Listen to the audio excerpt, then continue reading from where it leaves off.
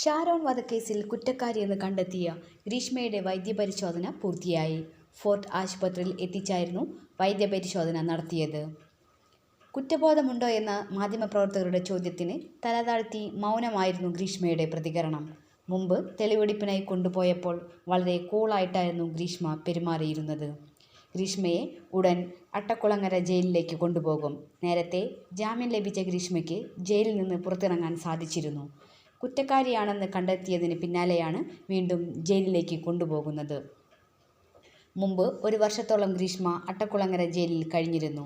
പിന്നീട് ജാമ്യം ലഭിച്ചു. പോലീസ് കസ്റ്റഡിയിലിരിക്കെ ശുചിമുറിയിൽ വെച്ച് ഗ്രീഷ്മ ആത്മഹത്യയ്ക്ക് ശ്രമിച്ചിരുന്നു. അന്ന് നൽകിയ മരണമൊഴിയിൽ കീടനാശിനി കഷായത്തിൽ കലർത്തി ഷാരോണിനെ കൊലപ്പെടുത്തിയെന്ന് ഗ്രീഷ്മ സമ്മതിച്ചിരുന്നു. കൊല്ലാൻ തന്നെയായിരുന്നു ഉദ്ദേശമെന്നും പ്രതി വ്യക്തമാക്കിയിരുന്നു. ഇതാണ് കേസിലെ പ്രധാന തെളിവായത്. ഗ്രീഷ്മ ഷാരോണിൻ്റെ മാതാപിതാക്കളും സഹോദരനുമായി അടുത്ത ബന്ധം സൂക്ഷിച്ചിരുന്നു.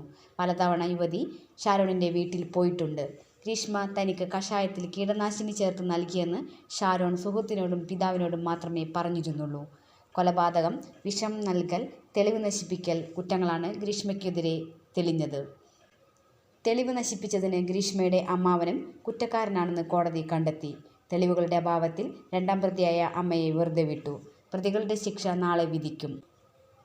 ഗ്രീഷ്മയുടെ അമ്മയെ വെറുതെ വിടരുതെന്നായിരുന്നു ഷാരോണിൻ്റെ മാതാപിതാക്കൾ പ്രതികരിച്ചത്.